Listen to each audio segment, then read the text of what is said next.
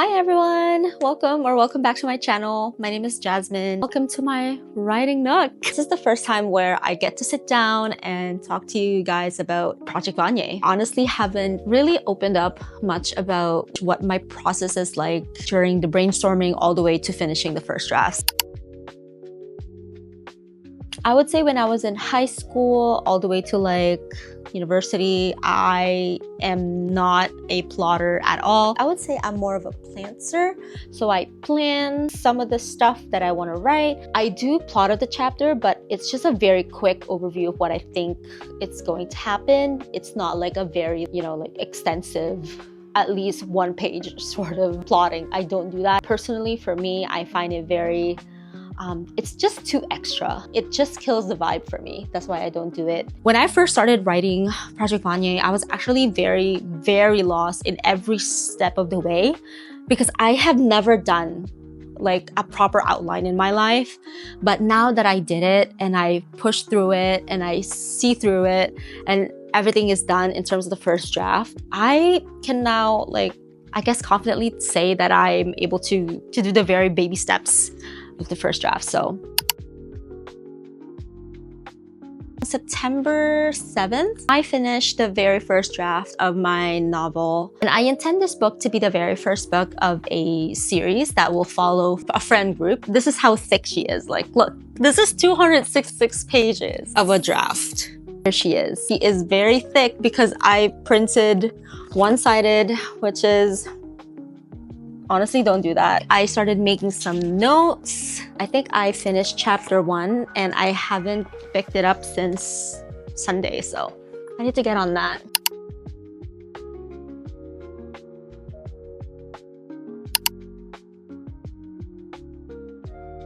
Brainstorming is one of my favorite parts of writing a book because that's when I can get super crazy with ideas. Right now, I am brainstorming or / outlining my next working project. And one crazy idea that came to me is that, should I say it? No, I feel like it's going to be a spoiler if I say it. I thought of something crazy and I was like, let me just write it down in his backstory and see how it plays out. You know what? Like, it just all clicks. And that's the best part of brainstorming because you kind of discover a whole lot of things about the story that you're about to write. You shouldn't be rushing that part of the process as well. Just have fun with it. It doesn't matter if it takes you 2 days or a week or a month, as long as you're having fun with it. It's gonna make everything go smooth. And the first draft is going to be excellent. Muy bien. I love looking at mood boards, at Pinterest boards. I love listening to the music that I curated for the series or the book that I'm writing. One of the things that I also like doing is when I'm doing my character sheet, I go to Pinterest and kind of look at like celebrity faces or I don't know, like a social media influencer face and just it's just face claiming. I think Wattpad used to do that. They would put like a celebrity face as their character. And I feel like that is something that I still do even though I don't write in Wattpad anymore. I literally go to Pinterest, search maybe like a celebrity or something and make them like I fan cast my characters. I think that's the word. I fan cast my characters. The reason why I do that is because I want to have this clear visual inspiration of what they look like in my head. And it's just fun. I know a lot of pantser can just go and like write the book, but personally, in my experience, when I was pantsing a book, I will hit a sort of a wall and that wall will just lead me into the writer's block. And I have no way of knowing where to go back because I am already so deep into the writing that if I go back into reading it, I'm gonna have to edit. Like, I just get so lost in the sauce. What I did differently now is I actually made sure I have a sort of a beat sheet, and the beat sheet that I use is the template that is included in Romancing the Beat by Gwen Hayes, which I already was like rambling about in my last video. If you write a romance book, I highly recommend that you read Romancing the Beat. It's a very small book. It literally took me less than a day and I was able to write so many notes. Like, I'll always go back to to it when I am in the middle of writing or outlining, or even now that I'm about to get into revision, I'm actually going to go back to the book and kind of read up on it just to make sure I refresh my mind. What I learned is that you gotta have some sort of a familiarization in terms of your characters. You wanna make sure you wanna know their fears, their misbeliefs, and also their desires. And these three things I learned from watching Abby Emmons. I know a lot of authortubers always go to Abby Emmons because she does have a lot of wisdom to share to us. And one of them for me, I took was, I always have to make sure that I know my character's motivations. I'm just gonna link a video of Abby here that I watched that just basically explains what those three are. Personally, when I started doing that to my character sheet, it made me like kind of understand the way that they are and why they're doing the things that they do in the book. And it just made me go into the story more confident, and it made me less, like maybe less worried about, not knowing my character. So it's also a plus if you write a backstory, like a short backstory of your characters. My backstory for Ryan and Natalie actually didn't come to me very easily.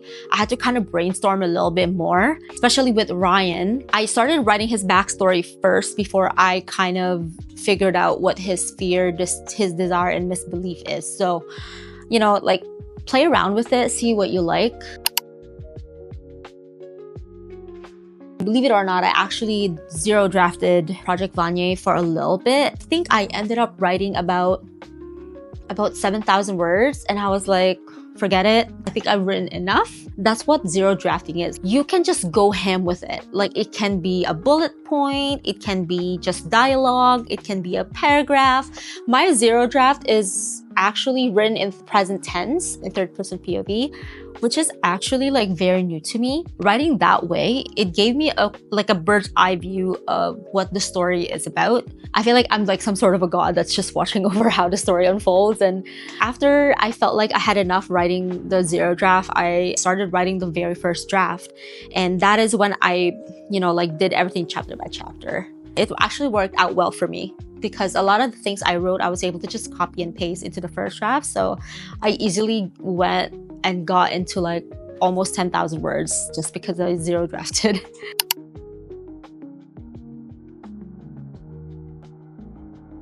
With my writing goal for the first draft, my first goal is to write 70,000 words, and my due date, like my hard due date, is September of this year. And then I realized that kind of too much with the writing that I do, because I put a lot of placeholder and I'm like, I cannot fill in all these blanks.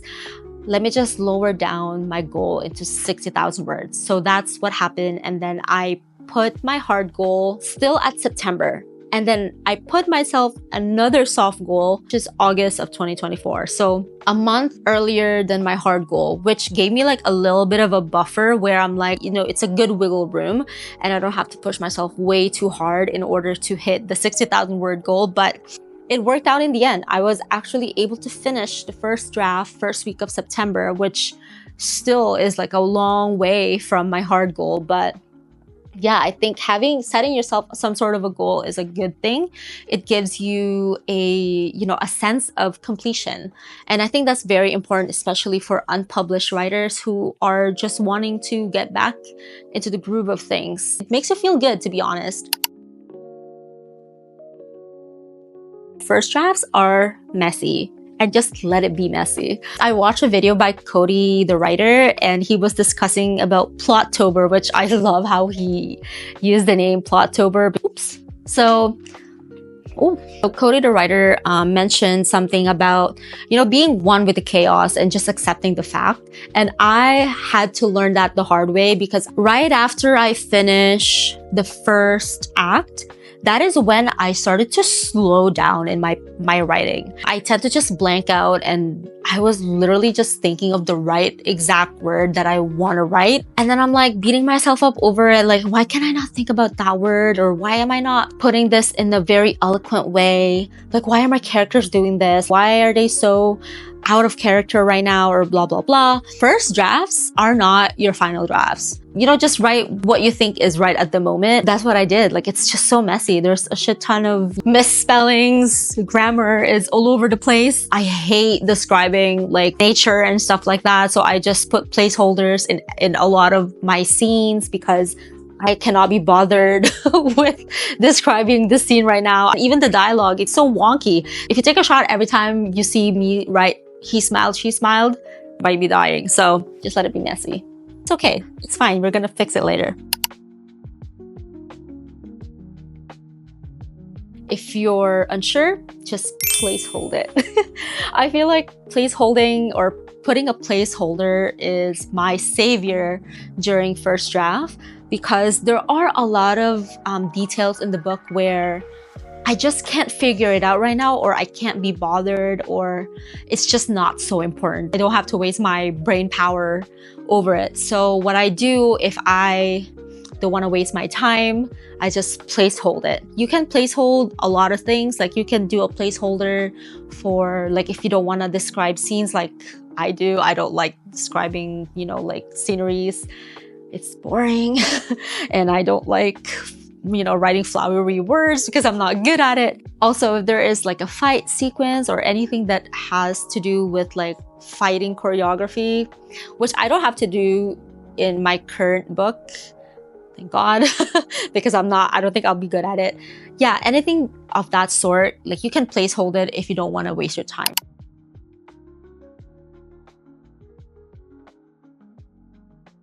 Outlines are they're not firm. Like, you can always deviate away from it. Then why are you wasting your time writing an outline? Outlines are there as a sort of a roadmap. What you should remember is that if you deviate away from some of the details in an outline, you should always have to go back into another plot point and just make sure you want to connect them in a way so that you don't like go way too much away from your general plot. I was getting into that area. It was like going to a point where I was already committing 3,000 to 4,000 words, and I'm like, no, this is not good because I'm going to a different territory. It's not what I anticipated. So I abandoned that route and just went back into where I think I lost myself, which was actually the very nice thing about having an outline, because if you just pants yourself and you don't have an outline and then you think, oh shit, I'm stuck.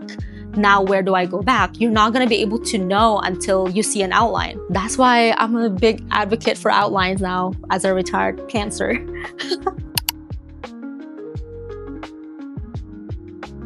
So you want to set aside a, time in your day. It doesn't have to be every day. I write at least 4 to 5 days a week, and I commit about 2 hours of my time into writing. If I can't do it, it's fine, because I know that in the weekends, that is when I really hammer in the writing. That is when I have all the time in the day. It doesn't matter if it's before work, or it could be during your lunch hour, during your commute, or after work. It's up to you, whatever you feel is nice. Personally, what I do on the weekdays, I like to write after work, especially after dinner, because when I write after dinner, my brain is all reset. Commit on a writing day or a writing block, and I promise you it's going to help you.